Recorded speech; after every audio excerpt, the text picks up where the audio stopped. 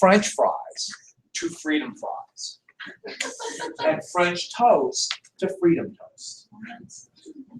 That's war madness. So to give you an idea how crazy it got, we are now changing the name of that because we're mad at an ally who didn't want to go to war, who thought there was no reason to it. And that's in 2003. It doesn't even sound good. Freedom fries sound pretty good. Freedom fries.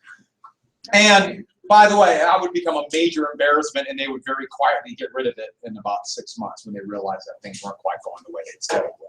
But that's war madness. And so that's the point. You don't need to arrest people. All you need are average people to be so afraid they'll look for the enemy. That's all you need. Well, once you start rewarding people for fighting the enemy, then you got something. Give them a little badge or something. If they find the enemy, maybe an armband.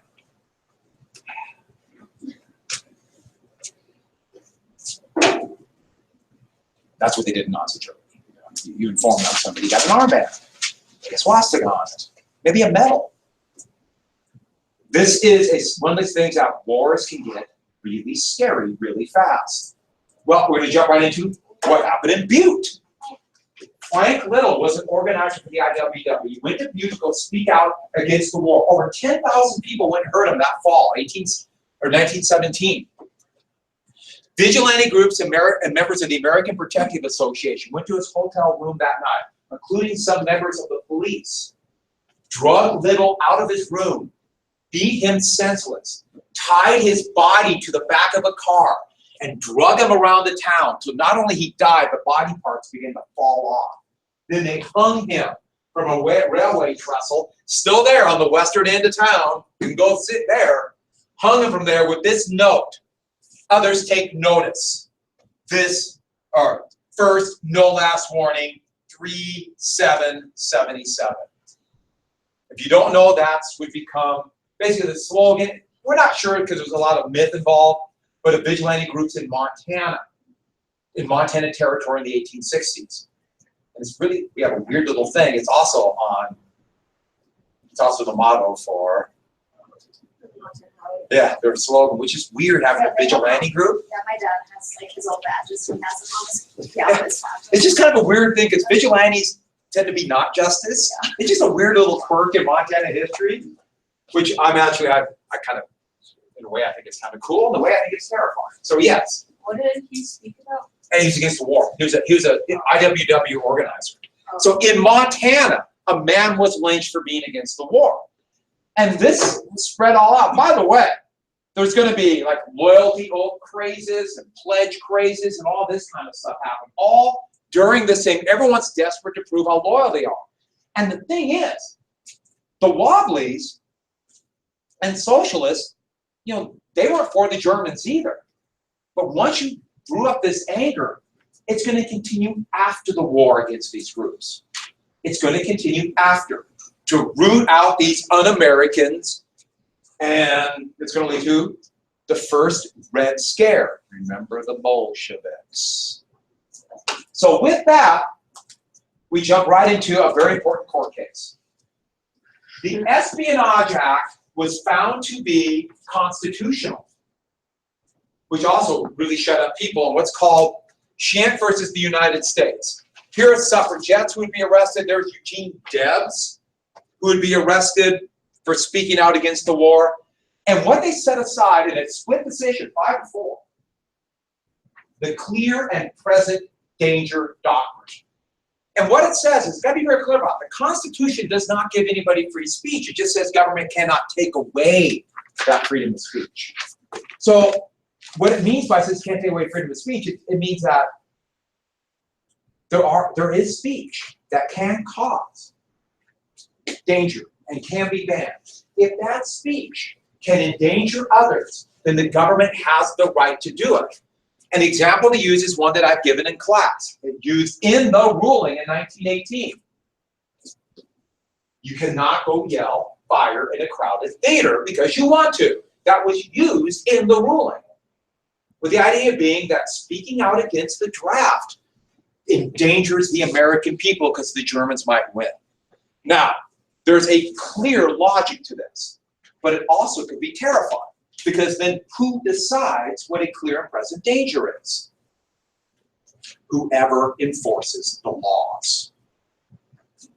Now, that might be a person we trust, it might be somebody we find unstable, and that can be scary. The clear and present danger. It's amazing how many incredibly important rulings in American history have been these split, narrow rulings that one judge might have went a different way and we'd have a totally different course. Some big ones aren't that way, but this is a big one. So, we're going to get right to prohibition was also done during this time. Once again, as a wartime measure. We're wasting grain, and who drinks beer? I'm not making that up. The thought was that lager beer is helping the Germans win, so we don't want to waste grain. In fact, the first law to prohibit alcohol would be as a wartime measure. And then, using the illusions of war, that will get to the 18th Amendment. Social unity will rally together to stop this pervasive element of alcohol, which is so German. Which is, no, it's not, but war. And this will lead to the Volstead Act, which will be the law then that will allow the government to prohibit alcohol. There are loopholes and a few other things. They basically did it by taxes, that's another story.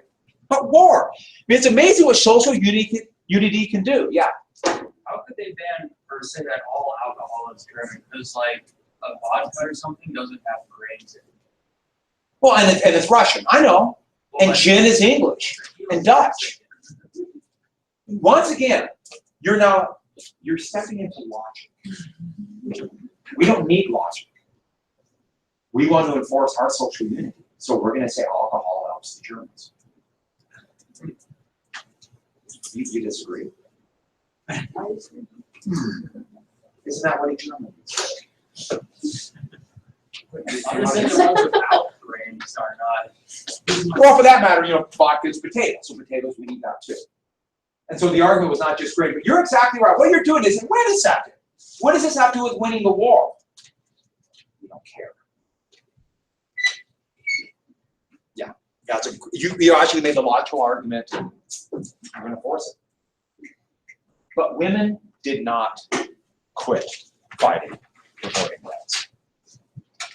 Unlike what happened in Britain, where they said, we'll quit fighting for suffrage until the war is over, women pushed Wilson. Wilson, Roosevelt, and Deb. Now, of course, Deb's he's a socialist. But Wilson and Roosevelt said, we'll fight for women's rights. We'll fight for suffrage. 1916, Wilson once again said that, but never did when the election's over. Then he said, when the war started, we can't worry about such things. The war's still going on.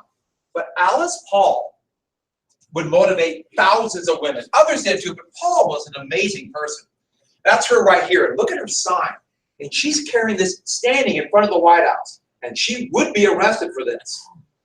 But she's not going to let President Wilson off. If we're going to fight this war for democracy, what about the 20 million women who can't vote? We're going to fight for democracy other places and not in the United States. They never let him off. They made President Wilson accept the fact that you promised this and you're running away from it. They didn't let him hide. Which, by the way, is the only way change happens. Now, you can argue whether it's good change or bad change. But no one's going to give you things. You got to make it happen. And she would be arrested under the Espionage Act for fighting for women's rights. So she's a political prisoner. In fact, that's the sign they're talking about here. She would go on a hunger strike, and what would happen to her during a hunger strike? Wasn't she force-fed? She was force-fed. Now, let's be clear about force feeding. Is not, oh, we're worried about you dying. No, this is torture. And they knew it was torture. Because imagine a steel pipe, so basically a pipe with a slight curve. They jam down her throat and then put raw eggs, just dump raw eggs down her throat. And her throat, you just ripped it apart. Just ripped it apart. Some English women who they did the same thing to would, they would die of internal bleeding because of this. Now, Paul didn't die, but that was to shut up a political prisoner. And the thing is, they never let Wilson hide. And progressive Democrats and progressive Republicans who promised it finally had to do it. They made them eventually ratify the 19th Amendment. It passed 3/4 of the states, and the Susan B. Anthony Amendment would pass. Alice Paul's a pretty amazing person. And this comes up to a very important point, and I'll say it again. Women were not given the right to vote. This was not a gift. Like a few men said, wouldn't it be cute if women had the right to vote? Oh, aren't they sweet? We'll give you the right. No. People had to fight for these kind of things. People who don't have rights will not get it unless they fight. They have to get, well, they have to do what's called direct action and force those who make decisions to respond. Because if they're not forced to, they won't make the decision because that's easier. You have to make people do it. And so if you sit back and think, oh, they'll do the right thing down the road. Well, rarely ever happens. So you're betting on a losing horse. You have to fight. I like Alice Paul, so I want to make sure I got it. But unbelievable all the things that are going on. And then a massive worldwide pandemic that would kill up to 40 million people ravaged the world because of the war. This war is just unbelievable. The Spanish flu, which started in Kansas, I didn't realize that, and it just, you get a name. And every other future potential pandemic, like Ebola a couple years ago, remember that? They compared to Spanish flu. I remember 10 years ago, SARS, or it was called bird flu. They're worried about that. They somehow stopped that from spreading in China. There's rumors of another one starting in Vietnam. So, let's hope. Hey, we're very susceptible, but okay, now think about how interconnected we are by plane. Think how interconnected we were because of the war. And so it started in Kansas. It followed troops that were training there to all over. And here are people in the United States. This is Philadelphia. This is the Philadelphia Navy Yard. In fact, spitting became kind of a taboo, a gross thing to do because of this. Don't spit. Don't bring it back.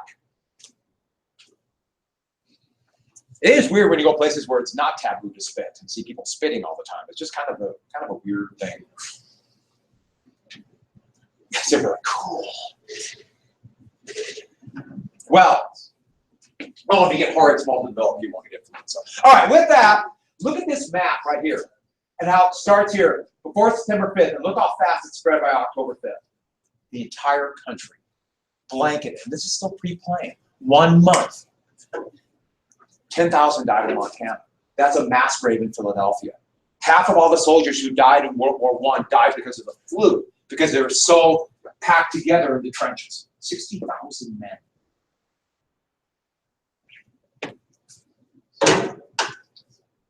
While this is going on, we are building up an American force, the American Expeditionary Force. The first American force is under General John Pershing, who would eventually get 4 stars, the first 4. Well, technically, Grant, it's complex. But he'd eventually get technically 6 stars. The only one, it's kind of a weird rank they created it for him, General of all armies. He's the only one who ever had that. But Pershing, troops started arriving in 1917, just to feel our army was small. Remember, it took Britain a year and a half before they could really fight at the Somme. So the Americans are not very well trained. Well equipped, but not very well trained. The Americans are still thinking it's 1914. Casualties are going to be outrageously high for American forces. They begin to, and some good equipment, but I forgot that we had to buy everything from France. Those are American forces. Pershing demanded that American forces fight in American units. The British and French just want to take Americans and plug them into French and British units that have taken all these casualties. And Pershing correctly said Americans will fight better under American leaders, just as French troops would, or British troops. The problem is it won't be till the summer of 1918 till large numbers of American troops are ready to fight in American units. So, the British and French are thinking, we just see you as men, we want to end this war. Well,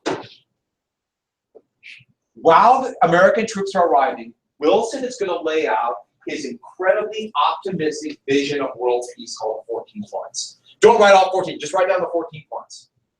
In it, Wilson showed this very idealistic version that people all around the world thought the 14 points will make sure we'll never have this type of war again. Poor people. But the 4 main points of these 14, they revolve around these basic elements in the arms race. Open diplomacy, let people decide their own fate, self-determination for different countries, and lastly, a League of Nations, an international body where people could come together and redress grievances before they turned into war. Wilson, in fact, laid all his hopes on this.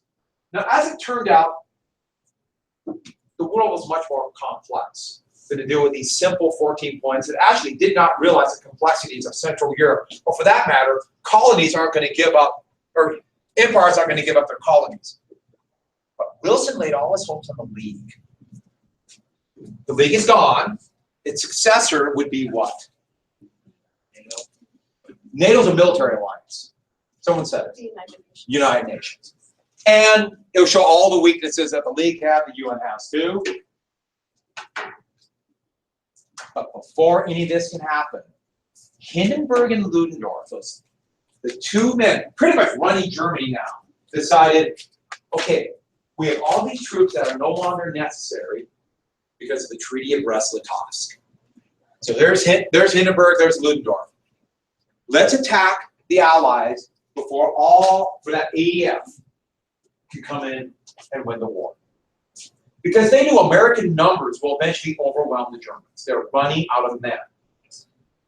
And so they planned this massive operation against the British. And they told their soldiers, the British are starving to death because of the U-boats. The British are out of food. The British are out of equipment. All we have to do is hit them hard and the British will knock out. They are near collapse. So the German soldiers, they know that their families are suffering at home with food shortages. Their food is horrible, but we can knock them out. So we're coming to it's called the Kaiser's Offensive, or simply the Spring Offensive.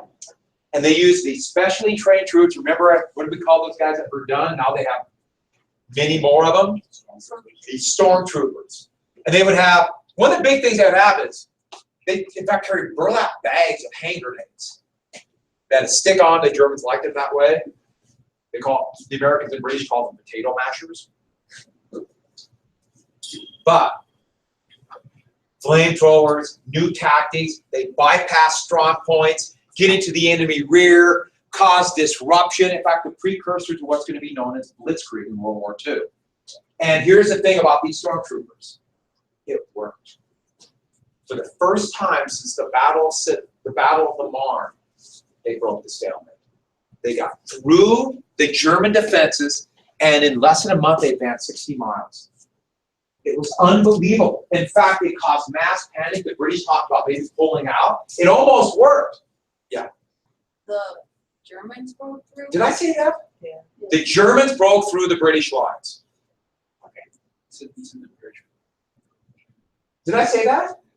So The Germans broke through the British lines. God, I did it. I'm sorry.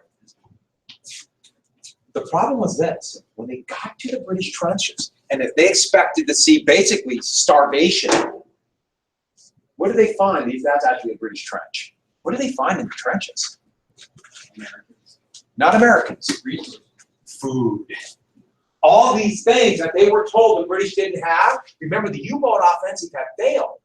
But they told the soldiers that it was working and Britain was about ready to surrender. That knowledge, well, first off, discipline broke down and all the Germans started gorging themselves on food. You can imagine, like, ah! But the men realized something. Our leaders have been doing what to us? Maybe for the entire war. Why? That, ironically, would sow the seeds at the end of the German Empire. Once the offensive bogged down in the gates of Paris, first American troops would actually be there to stop them in front of 60 miles from Paris. The German army began to collapse. The roots were ripped out right there. The leaders have lied to us. All we need now are new leaders who will never lie to us, like Hitler. It's always sad when you see these guys. We'll never be lied to again by picking a liar. We got to go to one more thing really quick. Oh, we're not going to talk about Paris gun. The French finally forced upon all the Allies an overall commander. Field Marshal Ferdinand Foch, a very competent, not brilliant, but competent French general. He's right here, Foch. That's at the end of the war. And these are the commanding generals of all the Allied armies. So, for example, that's Marshal Battalion of the French, Haig, the British, that's Pershing right there, the American. Foch and overall command would turn the tide. They would counterattack and begin to push him back. Foch would become one of the true heroes of the war, and I know a lot of you are saying, but I want to find a way to remember Foch. Who's with me? He's one of the great heroes of ending this war. So if you would like 4 extra credit points. 4. Are you ready? You excited? You get that. Oh my God. Yeah, 2 years ago, this woman in France got this tattoo. I guess it's a big deal to get Ferdinand Foch tattoos. I'm very serious. I'll give you 5 points. 5 points. Stick it out. No.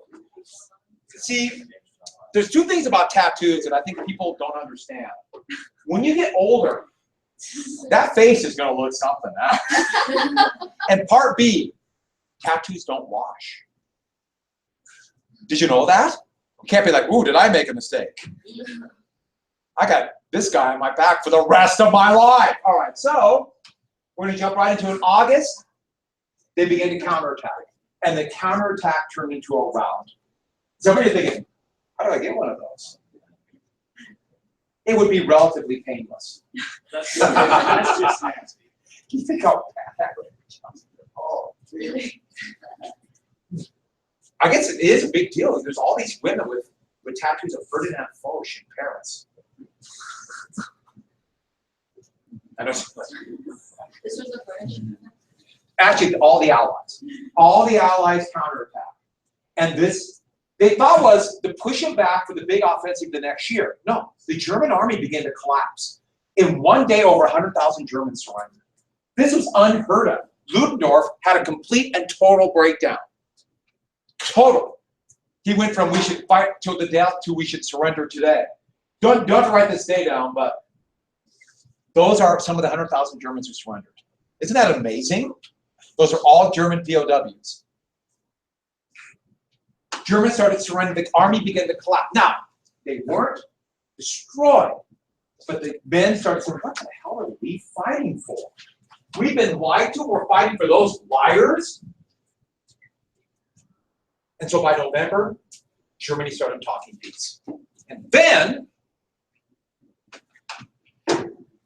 inside Germany, it started as food riots, turned in, I don't know what Germany exploded. Boom! I guess they're defeated. It turned into mutiny by soldiers, mutiny by sailors, and the Kaiser, it happened really fast. In about a 3-week period, you have the Turks sued for peace. The Austrians collapsed. And then also the Kaiser fled to the Netherlands and asked for exile, where he would die in 1942, chopping wood. Actually kind of weird. He died in 1942. Nazi Germany took the Netherlands in 1940. And it was a big worry for the Germans. What do we do with the Kaiser? Do we bring him back? They finally decided to just leave him, and he would die during the war, the next war. The war that he helped bring about, I guess. And Germany would finally ask for peace, looking to those 14 points. Even though it was pretty clear even by then that the 14 points really weren't a model for peace. And so, Germany would ask for surrender on that, and then on the 11th day of the 11th month of the 11th year, a ceasefire. But the ceasefire, in essence, was a surrender. Yeah, there's the Kaiser flees to Holland. These are American soldiers celebrating. Actually, one of the biggest bombardments of the war. 5 minutes before they surrendered, everybody fired everything up into the air. This big, massive thing, and then just in silence. They actually could have ended the war a day, maybe even 2 days early. But they wanted that dramatic day. Yeah. So hundreds would die, thousands would die. So they can have that dramatic day because it's the war to end all wars, right? Shouldn't it end on the time people remember? That's why in the United States it's going to be Armistice Day.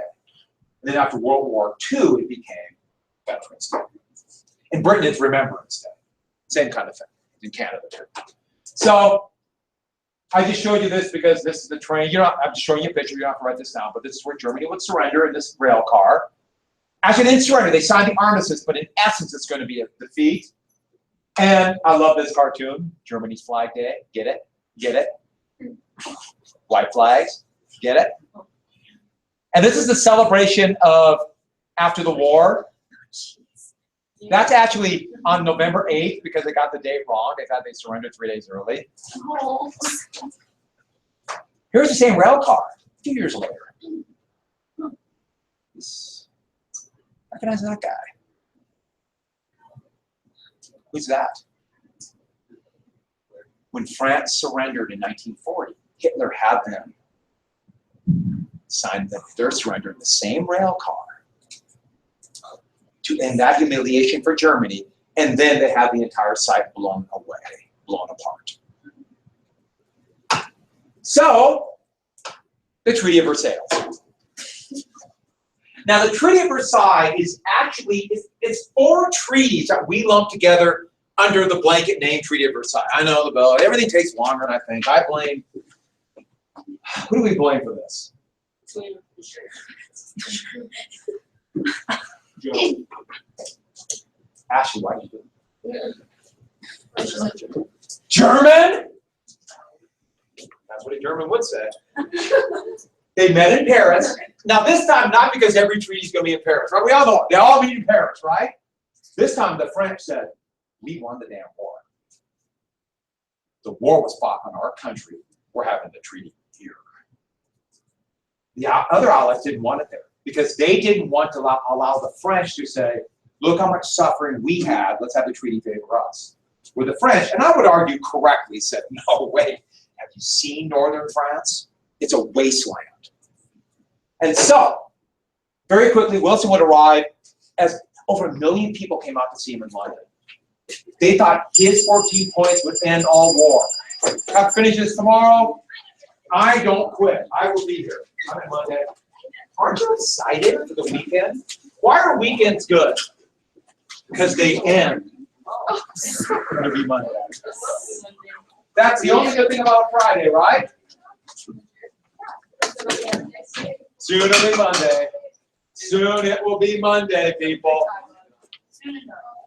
Don't forget to read that. It's a really good, it'll help you immensely. I'll fill in a couple of highlights, but it's a good reading on that. Selena wants a harder test, so I'll go back and I'll get another 40 questions.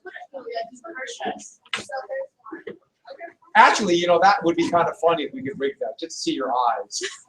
You have 100 questions, and 3 essays. Plus 15 short IDs. And you'd be like, thank And a blood test. Oh, yeah. Yeah, and a blood test. What? Something just try it on her test book, you know, like. Oh, no! My teacher put that as a password in HBS. Yeah, that was really. Oh yeah, you're scared of that. I don't want to That's why you should bring it up more often. Don't let me forget. I will. Up and at 'em, Bryn. I have a thingy for you. Okay. Well, the thing I was gonna. Oh yeah. Okay. Yeah. I didn't know if you even need it. Well, give me the information just so it happens it might even though I would just write about. You expect me to believe this? Yeah, it's trash. Everyone is commenting on this shirt. So beautiful and purple.